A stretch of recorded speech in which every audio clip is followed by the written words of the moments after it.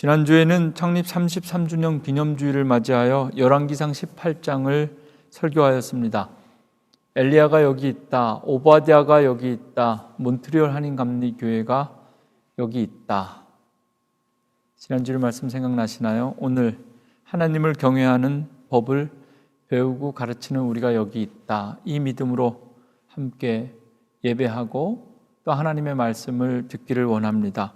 오늘도 경외라는 말씀을 따라 설교하는 본문은 열왕기하 4장의 말씀입니다. 지난주에는 엘리야가 있고 오베다가 있었다면 오늘은 엘리사와 이름 없는 한 여인이 본문 속에 있습니다. 잘 아시는 것처럼 엘리사는 엘리야의 제자입니다. 그리고 스승보다 갑절의 은혜, 2배나 더 큰 성령의 역사를 구했던 선지자가 바로 엘리사입니다. 당신의 성령이 하시는 역사가 갑절이나 내게 있게 하소서. 이 시간 지난주보다 더 갑절로 2배로 채우시는 하나님의 은혜를 경험하기 원합니다. 내가 너를 위하여 어떻게 하랴. 오늘 본문 4장 2절에 나오는 말씀인데요, 설교 제목입니다. 내가 너를 위하여 어떻게 하랴. 엘리사가 남편 없이 2 아이를 키우며 경제적인 문제, 경제적인 어려움으로 울부짖고 있는 한 여인에게 한 말입니다. 내가 너를 위하여 어떻게 하랴. How can I help you? 영어로는 이렇게 번역되었는데요, 히브리어로는 마에세라크라는 문장입니다. 이 문장은 상황과 뉘앙스에 따라서 서로 상반되는 의미를 동시에 가진다고 합니다. 첫 번째는 부정적인 의미입니다. 내가 너를 위해 어떻게 하랴? 내가 도대체 너를 위해 뭘 더 어떻게 할 수 있겠냐? 이런 의미인 거죠. 두 번째는 이와 반대입니다. 마치 오늘 이 설교 말씀의 본문처럼 내가 너를 위하여 어떻게 할까? 무엇을 도와주면 되겠니? 무엇이든지 도와줄 수 있고 그리고 무엇이든지 도와줄 준비가 되어 있는 분의 음성입니다. 오랫동안 성전에서 함께 예배하는 기쁨 누리지 못하고 있는 우리들입니다. 다음 주에는 성전을 이전해야 하는 우리 교회에게 오늘 하시는 말씀, 내가 너를 위하여 어떻게 하랴? 내가 너를 어떻게 도와주면 좋겠니? 이 시간에도 오랫동안 기도하고 있는데 여전히 뜻대로 응답되지 않아서 지쳐있는 성도들에게 하나님께서 주시는 하나님의 음성입니다. 내가 너를 위하여 어떻게 하랴? 마에세라크, 똑같은 문장이 서로 상반된 의미로 사용되는 것처럼 똑같은 말씀을 같은 시간에 같은 공간에서 들어도 은혜 받는 사람이 있고 시험 드는 사람이 있습니다.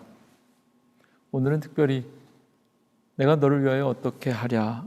엘리사를 통하여 하나님께서 우리에게 주시는 이 말씀이 우리 모두에게 동일한 은혜와 축복의 말씀 되기를 간절히 바랍니다. 1절입니다. 선지자의 제자들의 아내 중에 한 여인이 엘리사에게 부르짖어 이르되 당신의 종 나의 남편이 이미 죽었는데 당신의 종이 여호와를 경외한 줄은 당신이 아시는 바니이다. 이제 빚준 사람이 와서 나의 2 아이를 데려가 그의 종을 삼고자 하나이다 하니. 이름 없는 한 여인이 엘리사에게 와서 cried out, 울부짖고 있습니다. 지난주에 이어서 요즘 말로 하면 남편이 목사도 되기 전에, 전도사도 되기 전에 신학교 다닐 때, 신학생 때 먼저 죽어서 미망인이 되었습니다. 오늘 하나님께서 우리에게 주신 성경 말씀은 이 여인의 울부짖음, 부르짖음에서부터 시작합니다. 그리고 여기에 올해 우리가 붙잡아야 될 말씀, 경외라는 단어가 나옵니다.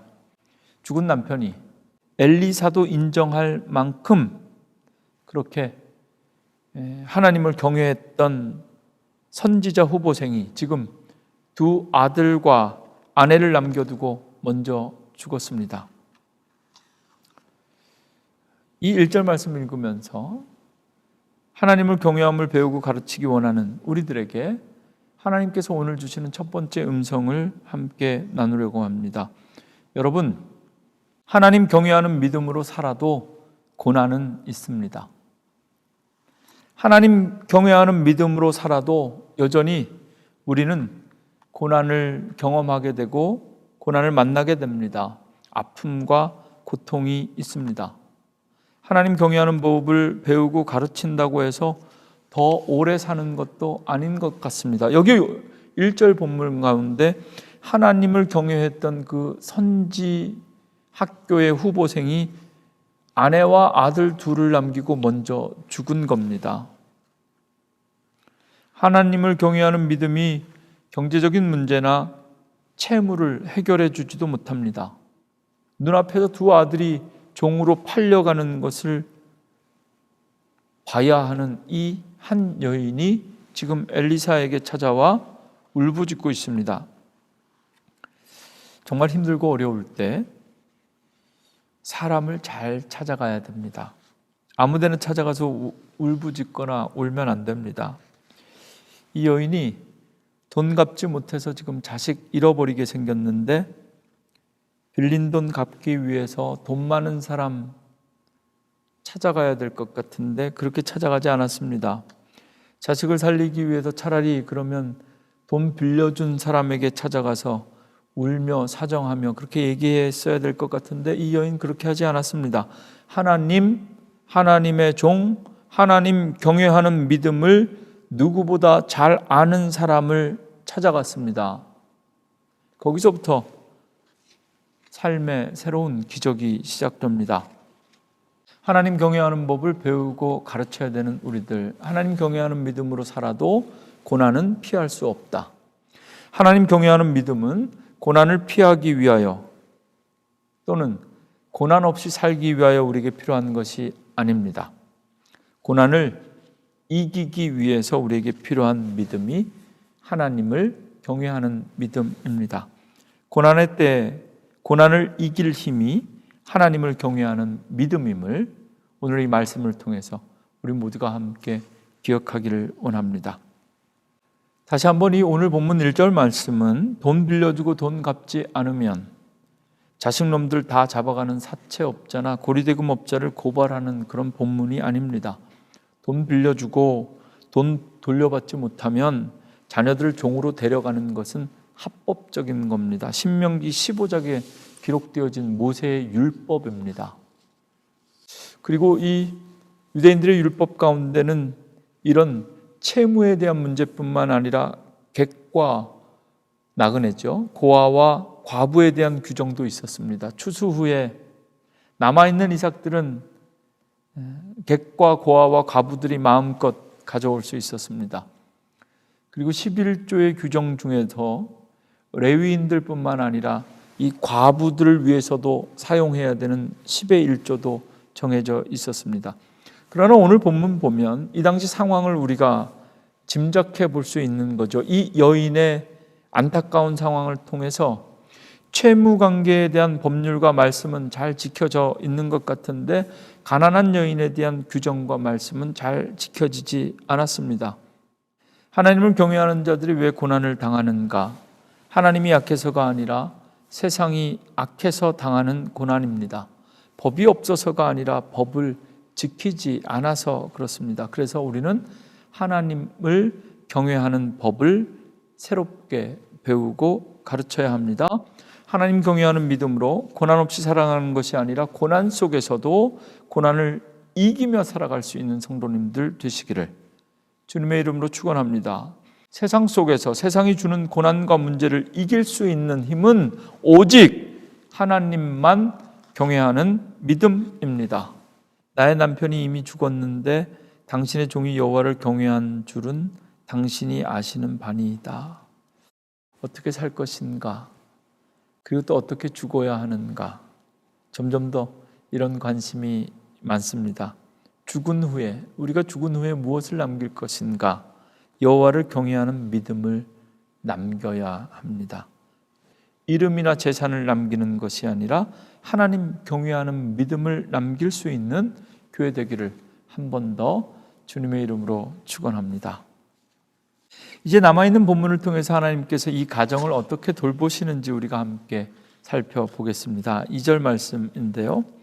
엘리사가 그에게 이르되, 찾아와서 엄청나게 울고 있으니까 엘리사가 이 여인에게 대답하듯 질문하는 겁니다. 내가 너를 위하여 어떻게 하랴? 여기 오늘 설교 제목이 나오죠. 내가 너를 위하여 어떻게 하랴? 내 집에 있는 무엇이 있는지 내게 말하라. 그가 이르되, 계집종의 집에 기름 한 그릇 외에는 아무것도 없나이다 하니. 쉬운 성경 표준 세번역 성서로 읽으면 내가 어떻게 하면 너에게 도움이 되겠는지 알려주시오, 이렇게 번역되어 있습니다. 하나님 경외하는 믿음으로 위기의 때에 하나님과 하나님의 사람을 찾아가야 합니다. 그래야 마에셀라크, 내가 너를 위해 도대체 뭘 어떻게 도와줄 수 있겠냐, 이 하나님의 도우시고 함께 하시는 음성을 들을 수가 있습니다.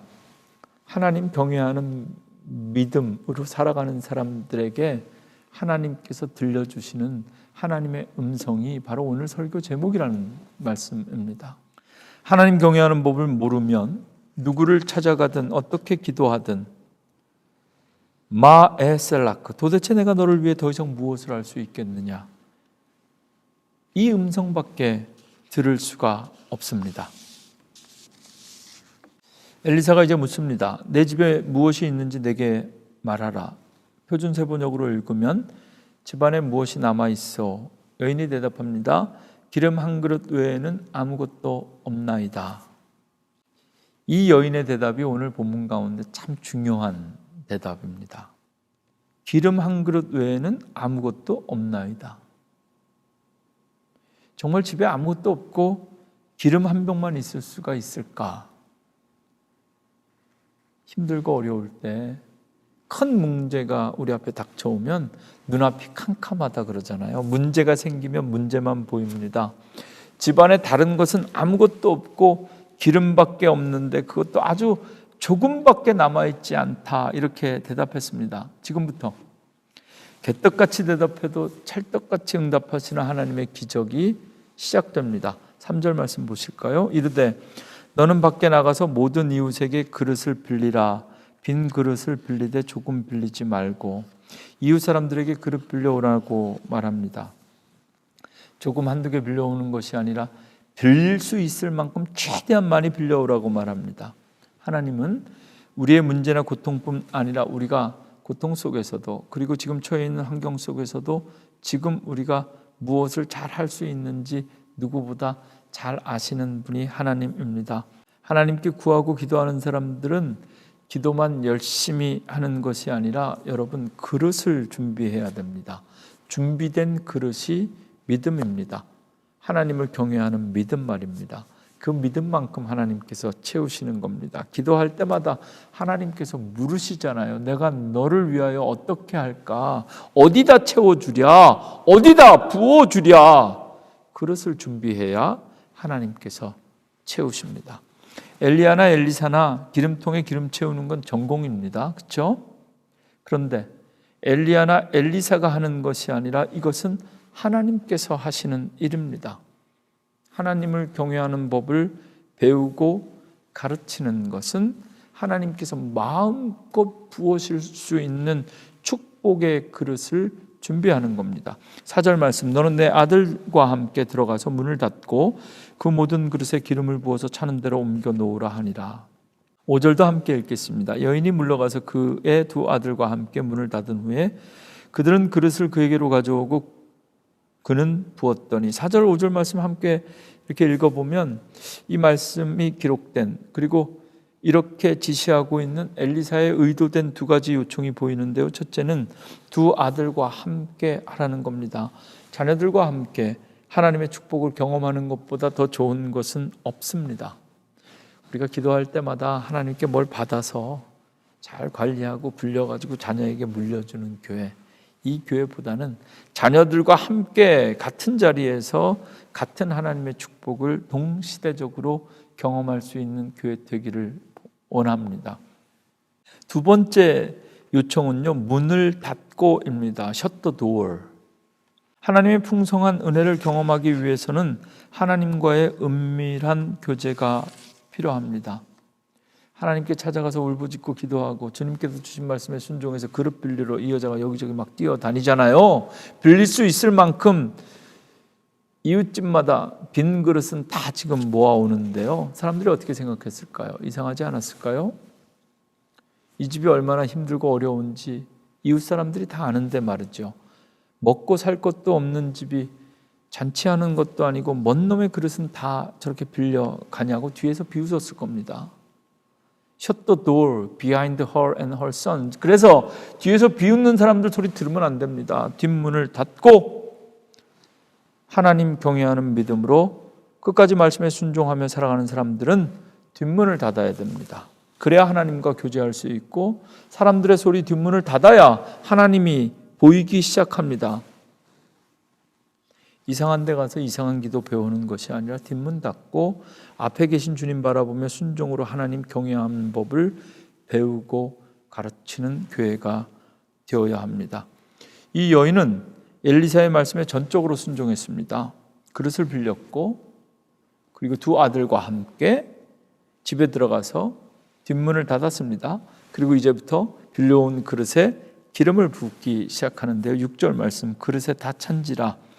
여인이 아들에게 이르되 또 그릇을 내게로 가져오라 하니 아들이 이르되 다른 그릇이 없나이다 하니 기름이 곧 그쳤더라. 빌려온 그릇마다 기름이 다 찼습니다. 더 이상 빈 그릇이 없을 때 기름이 그쳤다고 기록되어져 있습니다. 아쉽죠? 이 여인이 얼마나 많은 그릇을 빌려왔는지 우리는 알 수 없지만 준비한 그릇만큼 하나님께서 그래도 채워주셨습니다.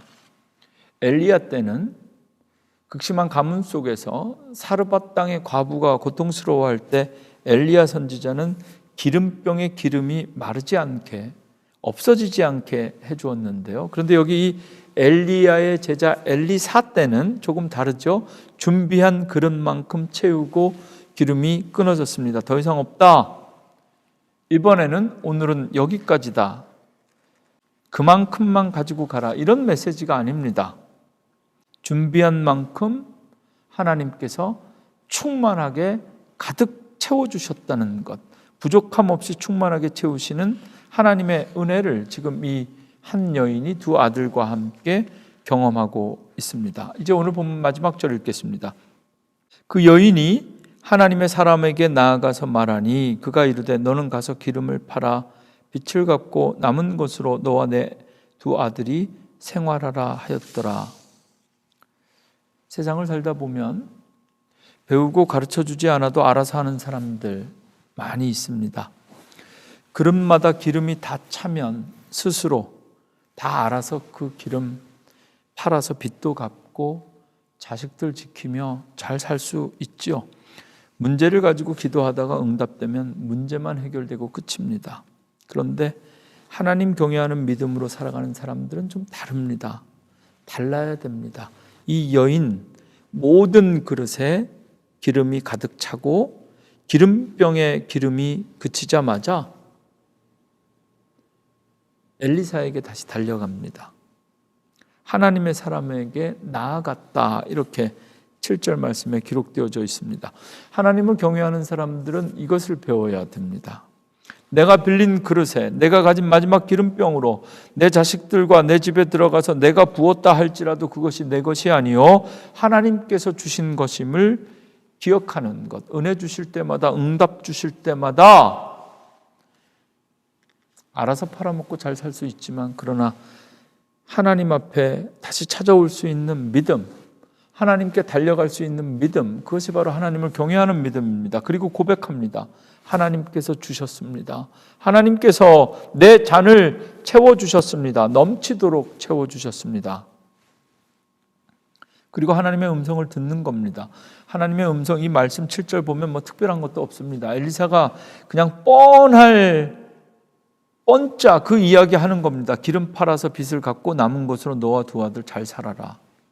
이런 말 안 해도 다 알아서 그렇게 할 수 있는데 말이죠. 누구든지 충분히 예상 가능한 말씀인데 그래도 하나님을 경외하는 사람들은 은혜 주실 때마다 하나님 앞에 나아가서 그 뻔한 말씀이라도 다시 듣는 것, 그것이 바로 우리가 배워야 될 하나님을 경외하는 법이다라는 것입니다. 문제가 생겼을 때만 하나님을 찾아가는 것이 아니라 우리가 다 알아서 스스로 할 수 있을 때에도 우리는 늘 하나님을 찾아가는 것. 기도도 마찬가지죠. 문제가 있을 때, 아픔이 있을 때만 기도하는 것이 아니라 기도하지 않아도 될 것 같은 모든 상황 속에서도 우리는 하나님 앞에 기도해야 된다. 그것이 바로 항상 쉬지 말고 하나님 앞에 기도해야 되는 우리의 삶일 겁니다. 오늘 본문 여기까지 다 읽었습니다. 7절까지가 답니다. 전체 중에 일부를 읽은 것이 아니라 다 읽은 겁니다. 8절부터는 전혀 다른 이야기가 시작됩니다. 수넴 여인의 이야기가 시작됩니다. 7절에서 끝났는데 이 7절 마지막 말씀 읽어보았지만 더 이상 이 여인과 두 아들에 대한 이야기가 성경 어디에도 없어요. 정말 기름을 팔아서 빚을 다 갚았는지, 얼마나 오랫동안 이 가족이 잘 먹고 잘 살았는지 확인이 안 됩니다. 하나님 앞에 늘 예배하고 기도하는 우리들도 우리 삶 속에서 한 번쯤 이런 기적을 꿈꾸고 기도하고 있죠. 말씀 읽으면서 하나님이 우리에게 주시는 교훈은 무엇일까? 첫 번째, 아버지가 하나님을 경외하는 믿음으로 살면 설령 아빠가 일찍 죽는다 할지라도 그 가족들은 하나님께서 책임지신다. 그래서 우리는 하나님 경외함을 배우고 가르쳐야 된다. 이렇게 생각할 수도 있죠. 은혜가 되십니까? 아니면 하나님께서는 준비한 그릇만큼 채우시고 응답하신다. 오늘 말씀 읽어보면 이렇게 묵상할 수도 있습니다. 우리가 준비한 만큼 하나님께서 채우신다. 아, 이럴 줄 알았으면 그릇을 더 많이 빌려올 걸 그랬다. 우리는 우리가 준비한 그릇, 그 이상으로 채우시는 하나님의 은혜로 지금까지 살아왔습니다. 다시 한번 오늘 설교 제목 확인하려고 합니다. 메에셀라크, 내가 너를 위하여 어떻게 하랴, 무엇을 도와줄까? 하나님께서 오늘 이 여인에게 베풀어 주신 도움과 은혜는 무엇이었을까요? 한 병밖에 없는 기름을 30배, 60배, 100배로 만들어주랴? 차고 넘치는 기름이 정말 이 여인에게 주신 하나님의 축복인가요? 갑자기 기름이 많아져서 이 여인이 정말 행복해졌는지, 정말 더 이상 이 가정에 아무런 문제가 없었는지 우리는 잘 모르지만 오늘 말씀 읽으면서 그렇다면 이 말씀을 우리 삶에는 어떻게 적용해야 되는가? 그럴듯한 말씀에 아멘하는 교회가 아니라 믿고 그대로 살 수 있는 말씀에 아멘하는 교회 되어야 합니다. 이 말씀을 우리 삶 속에 어떻게 적용해야 되는가? 오늘 저녁에 집에 가서 한번 해보시죠. 참기름, 들기름, 올리브 기름 가지고 옆집에서 그릇 빌릴 필요 없이 여러분들 집에 있는 모든 그릇에 한번 부어보십시오. 오늘 이 말씀처럼 뜨겁게 기도하고 한번 부어보십시오. 이 말씀과 같은 똑같은 기적은 절대로 일어나지 않습니다. 여러분들 집에 남아있는 기름병, 그 기름병에 남아있는 기름만큼만 나오고 말 겁니다.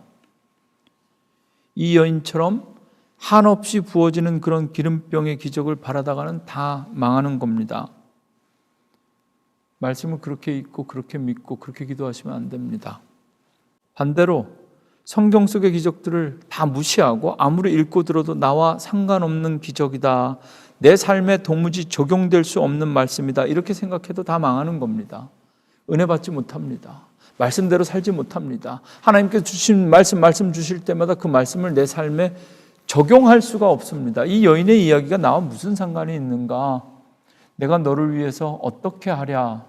여인에게 하신 말씀이지 나에게 하시는 하나님의 음성으로 들려오지가 않습니다.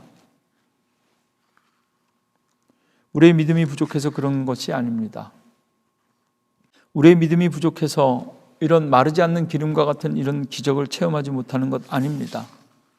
오늘 본문을 통해서 하나님께서 우리에게 보여주시고자 하시는 진짜 기적은 따로 있습니다. 기름이 아닙니다.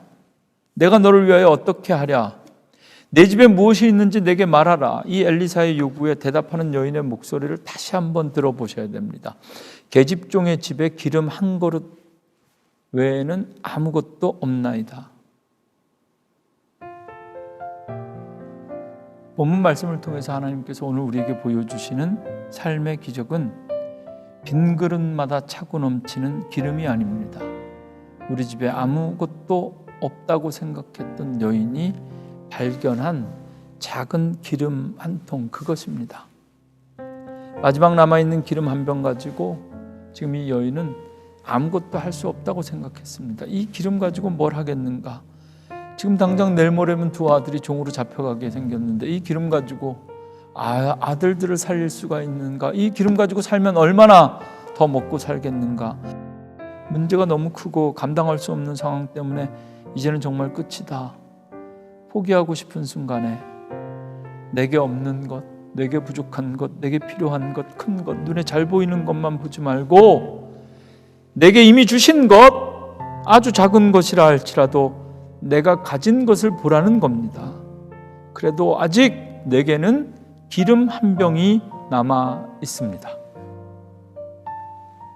오늘 본문 속 이 여인에게 하나님께서 베풀어 주신 기적은 마르지 않는 기름이 아니라 나에게 큰 도움이 될 것 같지 않았던 그 작은 것의 소중함을 새롭게 발견할 수 있는 기적이었습니다.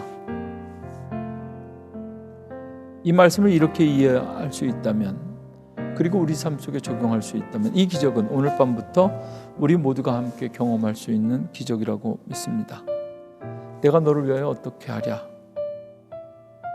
지금 우리에게 없는 것, 갖고 싶은 것, 구하고 싶은 것, 하나님께 구하는 것이 아니라 이미 내게 주신 것, 작은 것의 소중함을 새롭게 깨닫게 하시는 그런 기적 같은 날들이 우리에게 있어야 되지 않겠습니까?